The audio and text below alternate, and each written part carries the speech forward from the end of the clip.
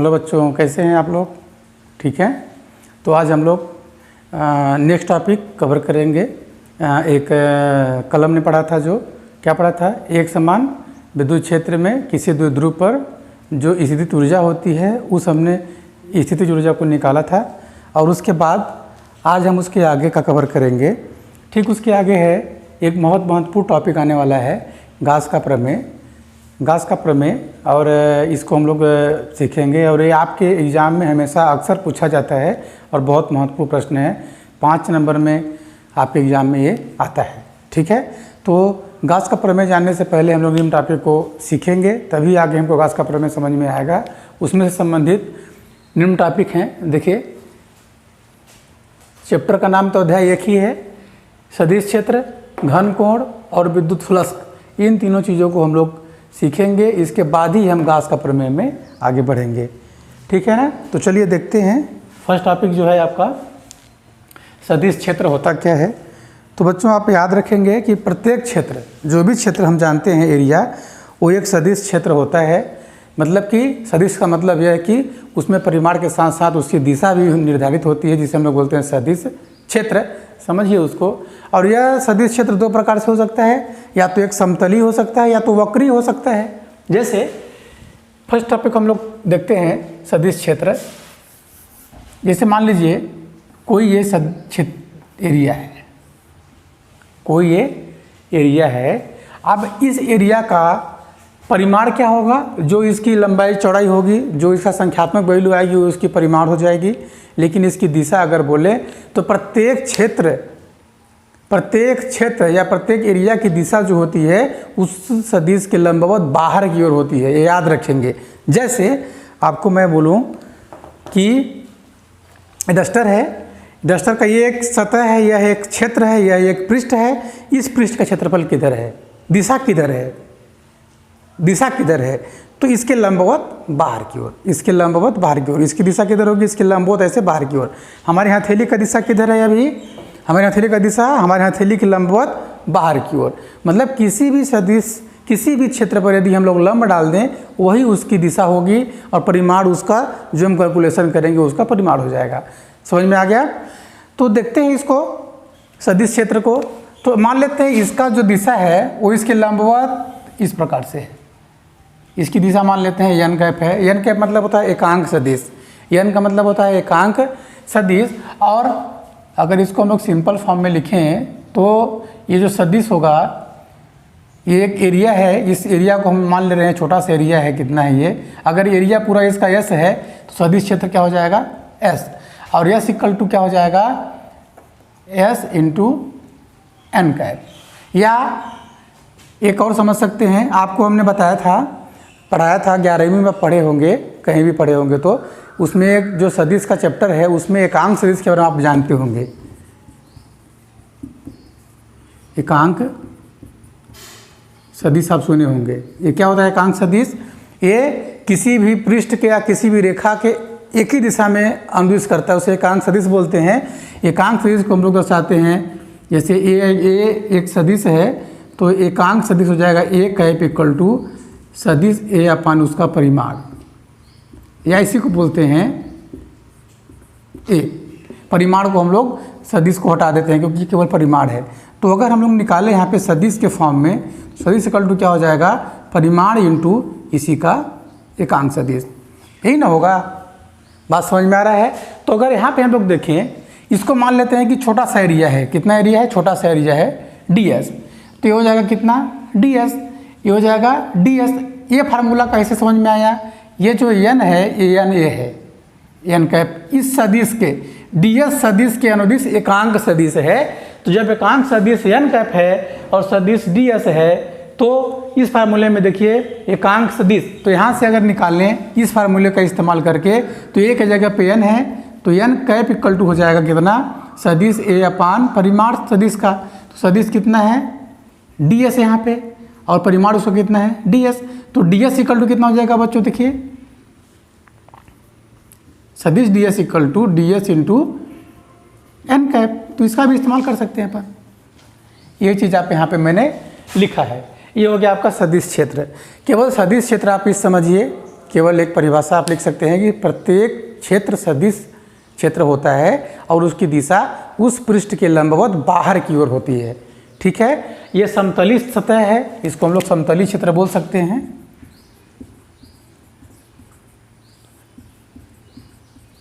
एक वक्री हो सकता है बच्चों इस प्रकार से, वक्र मतलब घुमा फिरा कर्व जैसे। तो इसके लिए निकालने का एक तरीका यह है कि इसका जो क्षेत्र सदिश निकालने का तरीका यह है कि इसको हम लोग अभी यहाँ पे देख रहे हैं कि कोई दिशा नहीं है, यहाँ पे कोई दिशा नहीं है, ये वक्रीय है। तो इसके लिए क्या करते हैं हम लोग, एक नियम है कि इसको पहले छोटे छोटे पार्ट में हम लोग इसको इस प्रकार से डिवाइड करते हैं, इस प्रकार से, या इस प्रकार से आप इसको क्या कर दीजिए, डिवाइड कर दीजिए। ये देखिए, ये हमने इसको क्या किया, ऐसा डिवाइड कर दिया। और प्रत्येक एरिया को इसको मान लेते हैं कि ADS है, ADS है, ADS है, तो ये हो जाएगा आपका DS। और DS जब कई सारे DS मिल जाएंगे तो हम किसी एक छोटे वाले पार्ट को समतली मान सकते हैं, क्योंकि हमने उसको काट किया है। तो समतली में उसको हम लोग विभक्त करते हैं और सभी को एक का निकाल के सभी को जोड़ देंगे काउंट करके, तो हमारा पूरा एरिया निकल जाएगा, सदिश एरिया। तो बात समझ में आ गया। ये मैंने आपको बताया था फार्मूला के तौर पे, जो आपको पता नहीं होगा तो बच्चे इस फार्मूले की सहायता से आप इसको समझ सकते हो। ठीक है, ठीक है ना। तो ये हो जाएगा आपका सदिश क्षेत्र। सदिश क्षेत्र ऐसा होता है। तो सदिश क्षेत्र क्या होता है कि कैसा होता है, वो सदिश क्षेत्र में जो उसका दिशा होता है वो उसके पृष्ठ के लंबवत बाहर की ओर होता है, इसको भूलिएगा नहीं। ठीक, ये चीज़ हमने समझ लिया। अब देखिए घन कोण के बारे में बात करते हैं। अब सदिश क्षेत्र के बारे में अब हमने आपको बता दिया, इतना आप याद रखेंगे। इसके बाद घन कोण। बच्चों आपने एक कोण पढ़ा था, ये दो रेखाओं के बीच बने कोण, ये थीटा है, इसको बोलते हैं हम लोग कोण। क्या बोलते हैं इसको, कोण, क्योंकि ये दो रेखाओं के बीच बनता है या एक समतल में बनता है। जैसे एक समतल है, इसमें दो कोण हमने बना दिया, एक इधर और एक इधर, दो रेखा खींच दिया, तो उसके बीच जो कोण बनता है उसे हम लोग बोलते हैं क्या, समतल कोण। एक होता है सॉलिड एंगल। बच्चों सॉलिड एंगल मतलब होता है कि घन कोण, घन कोण, और घन कोण को इंग्लिश में बोलते हैं सॉलिड एंगल। और सॉलिड एंगल समझना यहाँ पे जरूरी है। कैसे, देखिए इमेजिन करिए, जैसे कि मान लीजिए ये गोला है, ये क्या है, ये गोला है, ठोस गोला, खोखला नहीं, ठोस गोला है एकदम। अब इस गोले को अपने को यहाँ पे काटना है, ये केंद्र है, हमने इतना काट दिया इसको, ये एक एरिया बचेगा। पूरा एरिया कितना है, ऐसा है, ये एक एरिया है, बात समझिए, ये इसकी त्रिज्या है, ये कोण बनेगा। ये कोण कैसा बनेगा बताइए, कैसा बनेगा ये कोण? ये कोण बनेगा जैसा कि आप लोग आइसक्रीम को देखे होंगे ना, गुलाबी वाला जो आइसक्रीम होता है, जो कि एक शंकु के आकार का होता है, ऊपर में एक एरिया होता है और उस एरिया को काटते हुए अंदर तक जाता है, उस एरिया को काटते हुए अंदर तक एक कोण बनता है। कैसे आपको समझ सकते हो उसको आप लोग, एक मिनट समझाते हैं। जैसे मान लीजिए हमने इसको एक पेपर है, इसको हमने ऐसे मोड़ दिया, ये देखिए यहाँ पे एक केंद्र, यहाँ पे इसका सॉलिड, ये एक एरिया है, ऐसा ही नहीं निकलेगा वहाँ से, गोले से ऐसा निकलेगा। और ये चूंकि सॉलिड है और पूरा एंगल है, चारों तरफ से घुमा के, चारों तरफ से एंगल है, तो इसलिए इसको हम लोग बोलते हैं सॉलिड एंगल। क्या बोलते हैं इसको हम लोग, सॉलिड एंगल। क्यों? क्योंकि एक सॉलिड से, एक ठोस से काट के बनाया गया है, इसीलिए इसको बोलते हैं घन कोण। बच्चों क्या बोलते हैं, घन कोण। और घन कोण इसको जब बोलते हैं हम लोग, तो इसको डिनोट भी करेंगे, इसको डिनोट करते हैं ओमेगा से। तो चूंकि ये पूरा यस है और ये है आपका ds क्षेत्रफल, तो ds क्षेत्रफल में कितना बनेगा यहाँ पे, d ओमेगा। ओमेगा ऐसा होता है, थोड़ा सा गोला, w ऐसा होता है, तो w और ओमेगा में आप अंतर समझेंगे। ठीक है ना। ये हो जाएगा आपका घन कोण। घन कोण दर्शाते हैं किससे, ओमेगा से। और ये पूरे के लिए जब घूम जाएगा तो पूरे के लिए निकालेंगे तो हो जाएगा वो घन कोण ओमेगा। बात समझ में आ रही है? यानी कि यहाँ पे याद रखेंगे, जो घन कोण हमारा ओमेगा होता है,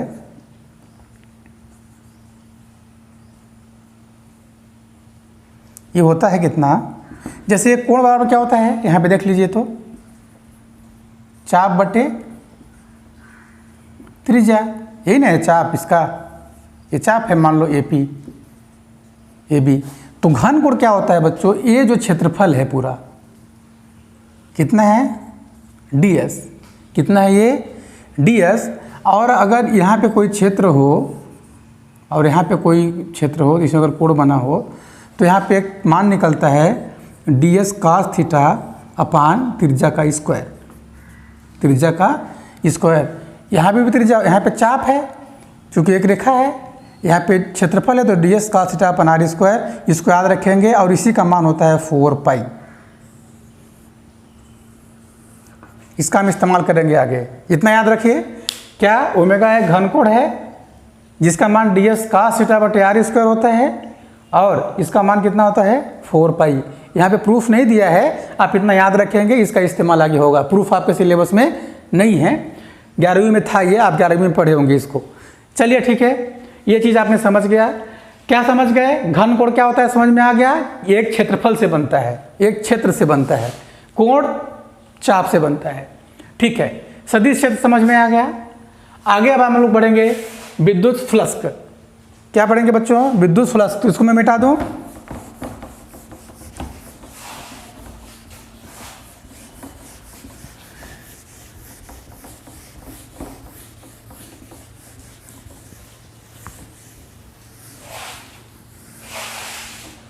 चलिए विद्युत फ्लक्स देखते हैं अपन लोग।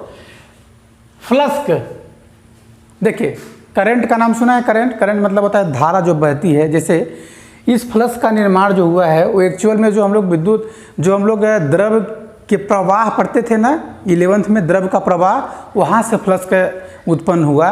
फ्लक्स का मतलब होता क्या है आप समझिएगा।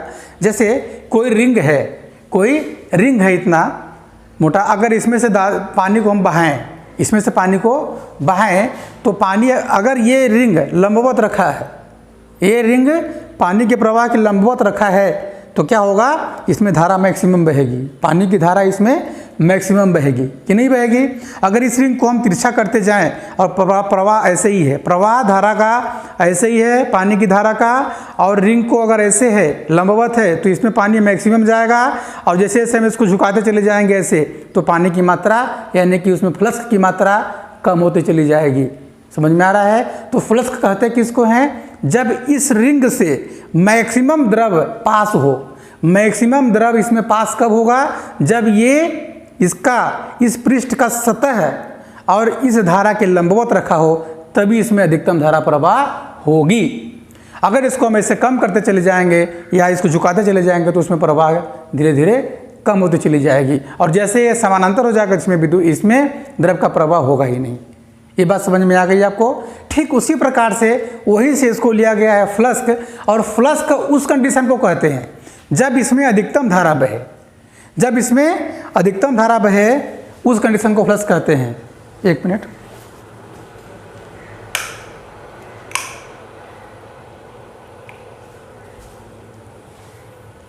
ठीक है बच्चों। उस कंडीशन में, किस कंडीशन में? जबकि उस सतह से अधिकतम धारा जाए तो उसको बोलते हैं हम लोग फ्लक्स।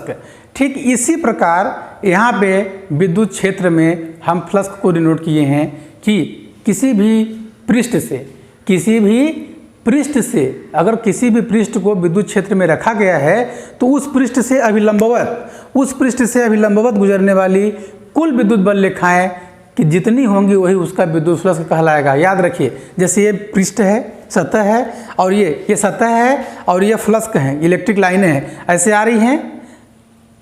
समझ में आ रहा है? ऐसे आ रही हैं। देखिए इस सतह से कितनी बल रेखाएं पास हो सकती हैं? अधिकतम। उन्हीं कुल बल रेखाओं की संख्या को हम लोग क्या बोलेंगे? फ्लक्स। जैसे हम लोग द्रव पढ़ते थे। तो ये चूंकि ये सतह है और यह सतह एक सदिश सतह है, अब यानी कि एक क्षेत्र है और क्षेत्र सदिश क्षेत्र होता है, तो इसकी दिशा भी होगी ऐसे। देखिए कैसे, आप समझिएगा इसको, बिल्कुल अच्छे से समझिएगा। हम लोग पढ़ रहे हैं अब क्या? विद्युत फ्लक्स। विद्युत फ्लक्स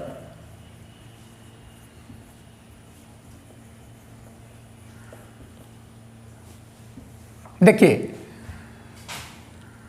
कोई भी एरिया है बच्चों, ये समझना, ये सदिश कोई भी क्षेत्र है,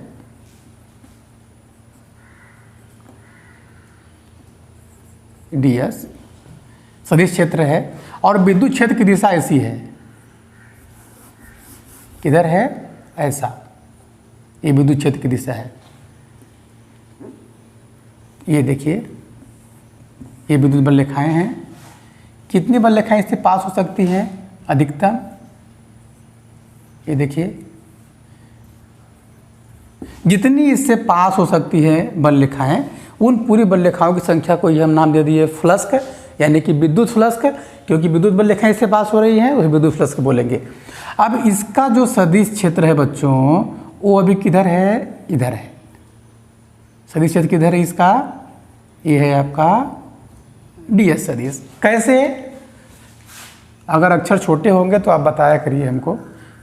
ये ds सदिश है। कैसे है ये? इस प्रकार से है।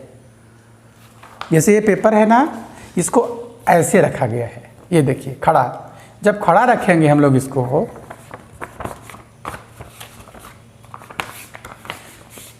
इस प्रकार से रखेंगे, तो बल रेखाएं इससे अधिकतम गुजरेंगी, क्योंकि ये पृष्ठ पूरा है और इसका क्षेत्र किधर है? बाहर की ओर। तो ये है ds की दिशा, और विद्युत क्षेत्र किधर है? क्षेत्र की दिशा में ही है।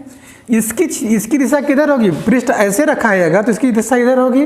पृष्ठ को हमने ऐसे घुमा दिया, इसकी दिशा इधर आ गई। पृष्ठ को हमने ऐसे घुमा दिया, दिशा इधर चली गई। लेकिन विद्युत क्षेत्र किधर है? बाएं से दाएं की ओर। अब देखना, समझिएगा, अभी क्षेत्र किधर है? ये ds, और ये क्या है? इधर ही है। ds भी है और इधर e भी है, यानी कि ये ds और e एक ही दिशा में है। यानी कि अभी थीटा इक्वल टू कितना है? 0 डिग्री। अभी थीटा कितना है? 0 एंगल है। थीटा इक्वल टू की इस कंडीशन में अभी ये 0 एंगल में। अब देखिए, अगर इसको हम ऐसे थोड़ा सा घुमा दें तो इसका क्षेत्र भी घूम जाएगा, जो क्षेत्र सदिश है उसकी भी दिशा घूम जाएगी। मतलब ये ds कैसे हो जाएगा? ऐसे हो जाएगा। यह आ जाएगा अभी ds, ये आ गया क्या? थीटा। तो हमने जब theta equal to theta degree पे घुमाया तो कितना आ गया? ds। अब देखिए, चूंकि दो सदिश हैं और दो सदिशों के बीच में अगर कोई कोण हो तो उसके लिए एक फार्मूला होता है बच्चों, आप लोग पढ़े थे कि सदिश a डॉट सदिश b इक्वल टू होता है ab cos थीटा। ये आपने फार्मूला पढ़ा है, सदिश का गुणनफल सदिशों के अदिश गुणनफल, मतलब डॉट गुणनफल में। अब देखिए, E और ds अगर एक ही दिशा में है तो हम लोग क्या निकाल सकते हैं? फ्लक्स। और फ्लक्स को डिनोट करते हैं बच्चों फाई ई से। विद्युत फ्लक्स को डिनोट करते हैं किससे? यह फाई ई, विद्युत फ्लक्स, इसको बोलते हैं फाई ई। तो फाई ई इक्वल टू हो जाएगा कितना? E इंटू ds, यानी कि E ds cos थीटा। अब बात यहाँ पे आती है ये कि इस फार्मूले से हमने इसको तो निकाल लिया, लेकिन ये थीटा के मान पे विद्युत फ्लक्स निर्भर करता है। थीटा के वैल्यू पे ही विद्युत फ्लक्स का मान निर्भर करता है। कैसे करेगा? थीटा का मान अभी क्या है? देखिए, जब E और ds सेम दिशा में हो तो E और ds के बीच का कोण कितना है? 0। तो हो जाएगा E इंटू ds cos 0। तो cos 0 का मतलब क्या हो जाएगा? E इंटू ds इंटू 1, यानी कि E ds, ये हो जाएगा फाई ई। इसी कंडीशन में जो विद्युत धारा होती है, वो जो विद्युत क्षेत्र होती है वो अधिकतम पास होती है। ठीक है ना? ये फर्स्ट कंडीशन में हो गया। अब सेकेंड केस अगर अपन देखें बच्चों कि अगर इसके भी थोड़ा थीटा कोण बन गया है तो ये फार्मूला हो जाएगा। अगर E व ds के बीच कोण थीटा है, उस कंडीशन में क्या हो जाएगा? Phi E equal to E ds, या इसको लिख सकते हो E ds cos थीटा। ठीक है, चूंकि ये ds है तो हम इसको फाई ई ना कह के डी फाई डिनोट करेंगे और इसको भी डी फाई डिनोट कर देंगे। अगर पूरे क्षेत्र के लिए निकालेंगे तो फाई इस्तेमाल करेंगे, फाई ई। ठीक है, ठीक है। ये हो गया आपका फ्लक्स। और हमने जान लिया कि विद्युत फ्लक्स क्या होता है? विद्युत क्षेत्र में स्थित किसी भी पृष्ठ से अभिलंबवत गुजरने वाली कुल बल रेखाओं की संख्या को विद्युत फ्लक्स कहते हैं। चाहो तो आप लिख सकते हो वीडियो को रोक के, और इसे फाई ई से डिनोट करते हैं।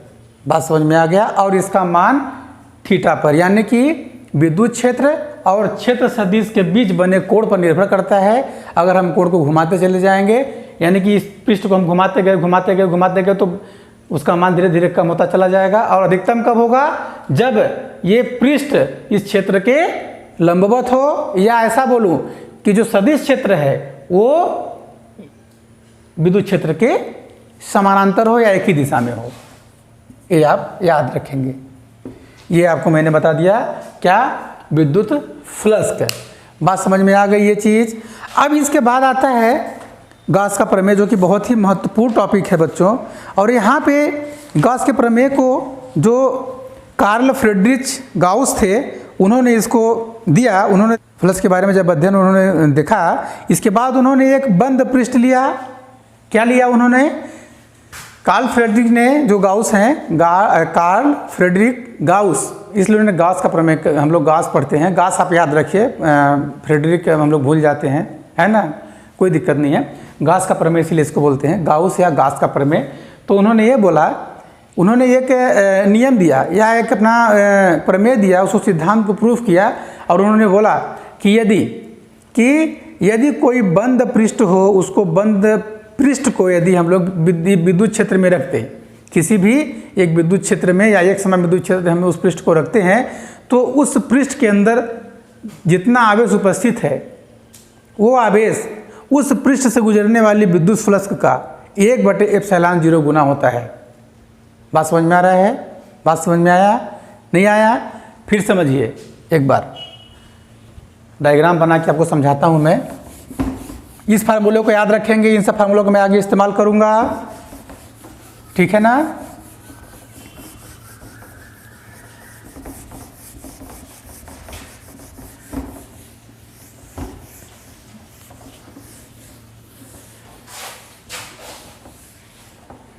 देखिए बच्चों, हमने इन सबको कवर कर लिया। अब हम वो लोग पढ़ रहे हैं गॉस का प्रमेय, तो हम इसको मिटा ही दे रहे हैं। चलिए,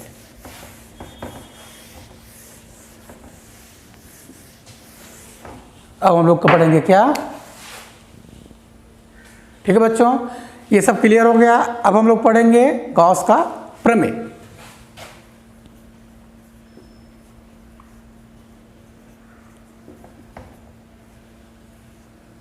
गॉसेस थ्योरम बोलते हैं इसको।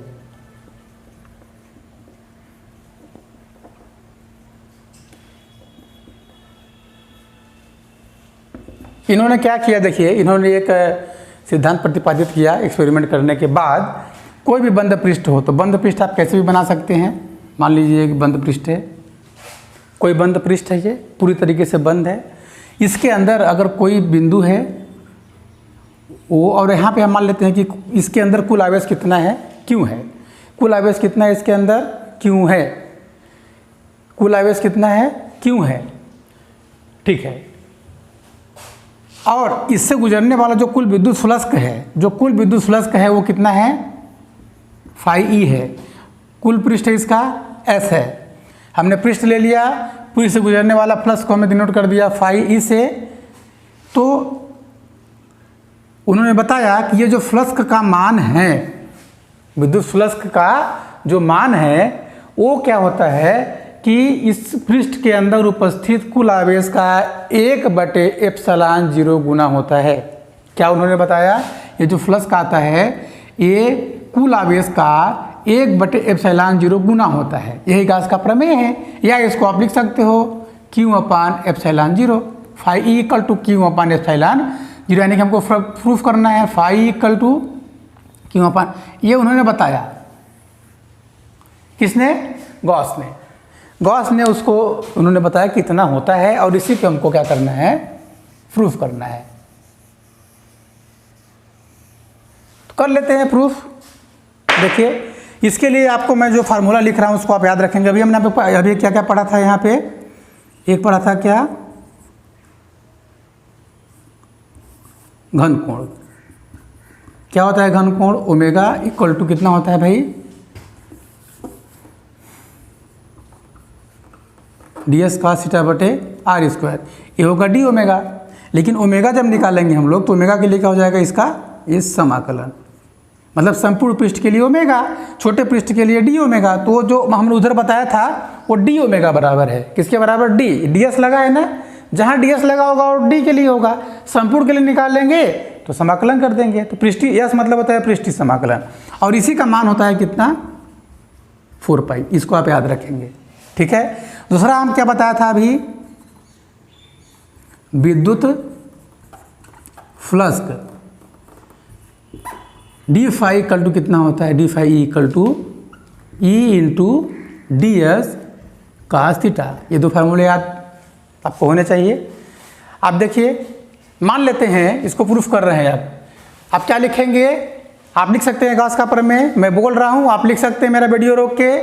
क्या लिखेंगे, गॉस का प्रमेय किसी भी विद्युत क्षेत्र में स्थित, किसी भी विद्युत क्षेत्र में स्थित किसी बंद पृष्ठ, किसी भी बंद पृष्ठ से गुजरने वाला संपूर्ण विद्युत फ्लक्स का मान उस बंद पृष्ठ के अंदर उपस्थित कुल आवेश का 1/ε0 गुना होता है।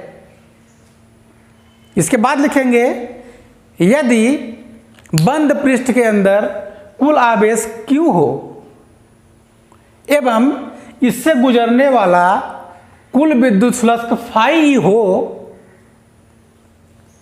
और इसके माध्यम की या निर्वात की विद्युतशीलता ε0 हो, तो गॉस के प्रमेय के अनुसार phi E equal to Q into 1/ε0 या Q/ε0। यहाँ तक कंप्लीट गॉस का प्रमेय।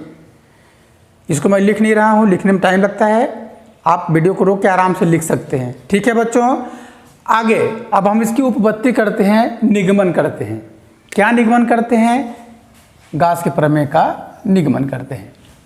तो यहाँ पे निगमन लिख दूँ मैं, यानी गॉस का प्रमेय कितना हुआ, फाई इक्वल टू Q/ε0, यही ना होता है। अब इसको हम लोग करते हैं,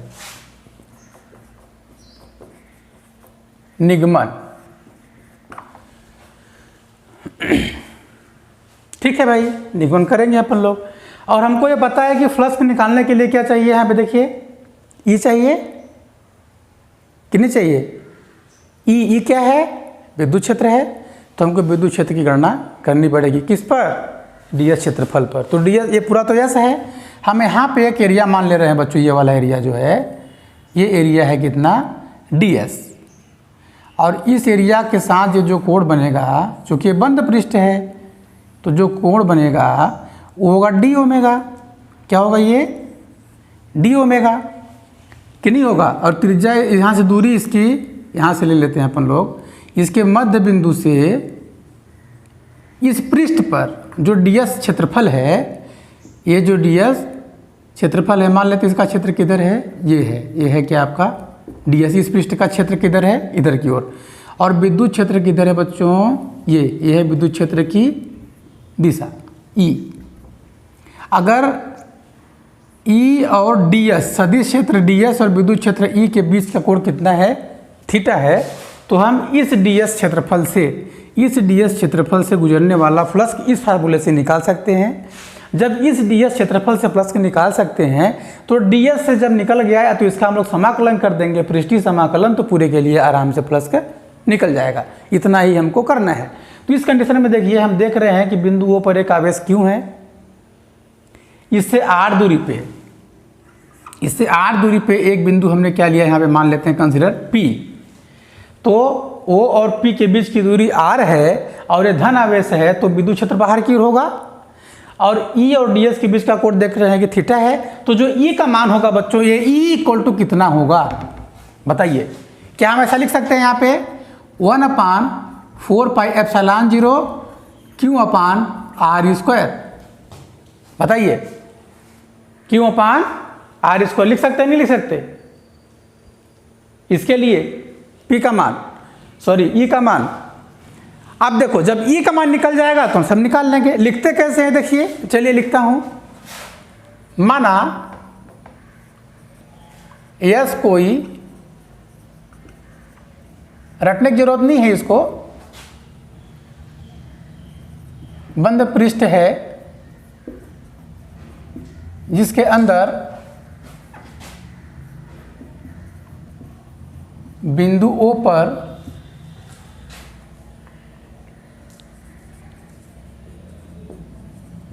Q आवेश स्थित है, इतना लिख लिया। क्यों आवेश स्थित है। बिंदु O से R दूरी पर एक पृष्ठ ds पर क्या है, एक बिंदु P है जिस पर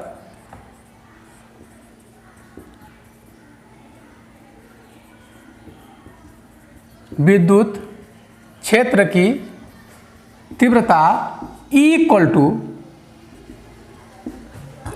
कितनी हो जाएगी, 1/4πε0 और Q/r²। वो देखिए जो मैंने बताया था आपको, इक्वेशन फर्स्ट। ठीक है ना, ये हो गया विद्युत की तीव्रता। तब जब E आ गया तो हम फ्लक्स निकाल सकते हैं ds से गुजरने वाला। तब ds से गुजरने वाला विद्युत फ्लक्स क्या होता है, विद्युत फ्लक्स का d∅, क्योंकि ds से गुजरेगा तो d∅ हो जाएगा। क्या होता है, E ds cos theta, E ds cos theta, समीकरण 2। अब देखिए यहाँ पे E का मान समीकरण 2 में रख देंगे तो हमारा फ्लक्स का फाई का मान आ जाएगा। तब समीकरण 1 व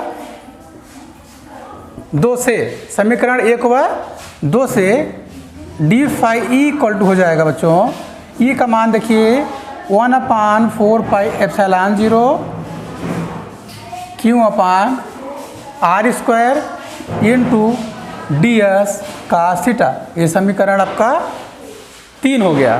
कोई दिक्कत यहाँ तक नहीं है। और हम देख रहे हैं कि ये जो d∅ है, d∅e मतलब कि ds क्षेत्र से गुजरने वाला फ्लक्स है कि नहीं है, तो यहाँ पर लिख देंगे हम लोग, चूंकि समीकरण 3 क्षेत्र ds से होकर गुजरने वाला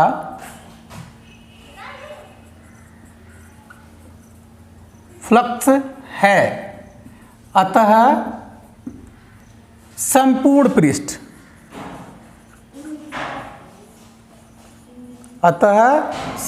पृष्ठ, S से होकर गुजरने वाला विद्युत फ्लक्स क्या कर देंगे बच्चों, इसका हम लोग समाकलन। ठीक है, पूरा कुल के लिए हो जाए कितना, d∅e, इधर भी समाकलन कर दिया हमने और इधर का भी समाकलन कर देंगे तो पृष्ठीय समाकलन S हो जाएगा। पृष्ठीय समाकलन S क्योंकि पृष्ठ है संपूर्ण के लिए तो हो जाएगा 1/4πε0 Q/r² ds cos थीटा और d थीटा।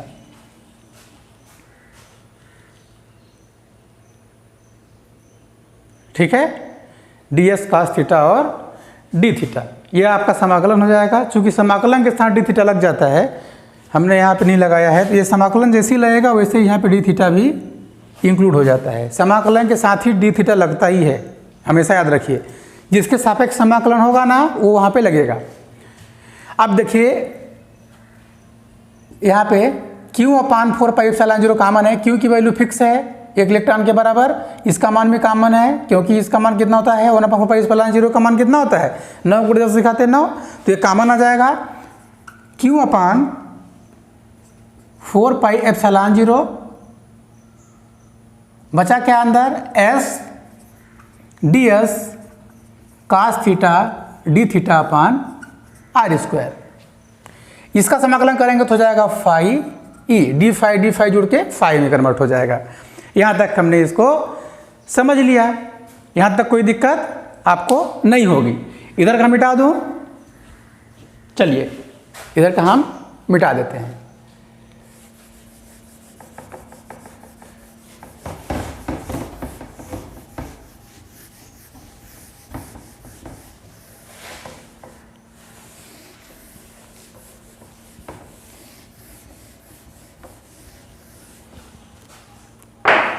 आगे बढ़े। अब इसका मान देखिए, D S cos theta D theta, D S cos theta D theta अपन आर स्क्वायर, इसका मान कितना होता है ओमेगा, और ओमेगा क्या है घन कोण। तो आप लिख दीजिए, या phi equal to Q upon 4πε0 into omega, है ना। यहाँ पे चाहो तो लिख सकते हो, जहाँ समाकलन of S D S cos theta D theta बटे आर स्क्वायर इक्वल टू होता है ओमेगा, है कि नहीं। यहाँ पे लिख देंगे, जहाँ ओमेगा क्या है, एक घन कोण है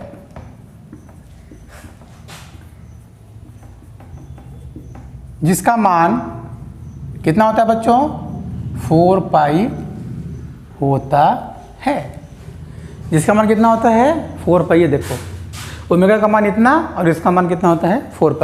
ये वैल्यू निकाल के देखा गया है, अभी यहाँ पे नहीं है वो प्रूफ हमारे इसमें, और इसकी वैल्यू इतनी होती है, उसको आपको याद रखना पड़ेगा। तो इसके जगह हम लोग क्या लिख सकते हैं 4π, तो हो जाएगा phi equal to Q upon 4πε0 into 4π। 4π और 4π देख रहे हैं आपस में कैंसिल आउट हो जाएगा, तो बचेगा क्या फाई इक्वल टू क्यू अपान ε0। ये क्या है आपका, देखिए गाउस का प्रमेय। बात समझ में आपको आ गया, यहाँ तक आप इसको नोट कर लेंगे और ऐसा ही लिखिए जैसा मैं लिखा हूँ, तो कोई दिक्कत नहीं है, छोटा सा है, कठिन भी नहीं है, 5 नंबर का क्वेश्चन भी आता है, बहुत इजी है। बात समझ में आ गई। तो ये हो गया आपका गाउस का प्रमेय, है ना। ε0 को आप लिख सकते हो, यहीं पे लिख सकते हो, जो हमने ये गाउस का प्रमेय लिखवाया था ना, उसी के नीचे लिख सकते हो, जहाँ ε0 क्या है, ε0 क्या है निर्वात की विद्युतशीलता, ऐसा आप बता सकते हैं। जब गाउस का प्रमेय लिखते हैं ना, उसके बाद ये लिखते हैं, इसके बाद आप यहाँ पर बता सकते हो, तो वो भी मेंशन हो जाएगा कि ε0 है क्या। ठीक है, अब इसमें 2-3 कंडीशन है बच्चों। देखिए कि अगर इस प्रकार से हो तो क्या होगा।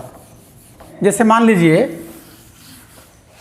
कि अगर ये जो पृष्ठ है, यहाँ पे एक आवेश ना हो कि यहाँ पे Q1 है, Q2 है, Q3 है, Q4 है और Q1 आवेश हैं, तो इस कंडीशन में इसमें प्लस का मान क्या हो जाएगा। तो इसी में आप इसको कर सकते हैं, इस कंडीशन में जब कई आवेश हों पृष्ठ के अंदर, तो उस कंडीशन में हो जाएगा क्या कि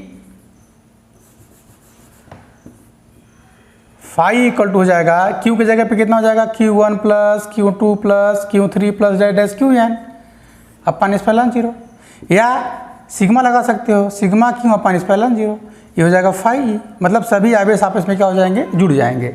अगर ऐसा पृष्ठ हो बच्चों कि जितने फ्लक्स इसमें आ रहे हैं उतने ही फ्लक्स यहाँ से बाहर निकल जा रहे हैं, तो क्या होगा उस कंडीशन में फ्लक्स का मान 0 हो जाएगा। मतलब फाई का मान सेकेंड कंडीशन में क्या हो जाएगा, फाई का मान कितना हो जाएगा 0। जब फाई का मान 0 हो जाएगा, जब फाई का मान ही 0 हो जाएगा तो वहाँ पे सब कुछ 0 हो जाएगा। मतलब आवेश इसके अंदर बचेगा ही नहीं, आवेश भी 0 कर दो, अगर आवेश 0 कर देंगे तभी फाई का मान 0 हो जाएगा। मतलब इस कंडीशन में इसमें फ्लक्स होगा ही नहीं। बात समझ में आ गया। ठीक है, और क्या हो सकता है इसकी स्थिति, और स्थितियाँ आप लोग देख लेंगे बुक में, 1-2 जो भी होंगी, नहीं समझ में आएगा तो बताएंगे, तो हम बता देंगे। ठीक है बच्चों, आशा करता हूँ आपको ये वीडियो या लेक्चर अच्छा लगा होगा। ठीक है ना, तो अगर आपको समझ में नहीं आएगा तो आप बताइए, हमको कमेंट करिए, हम उसमें सुधार करेंगे और आपके लायक बनाएंगे। ठीक है, धन्यवाद।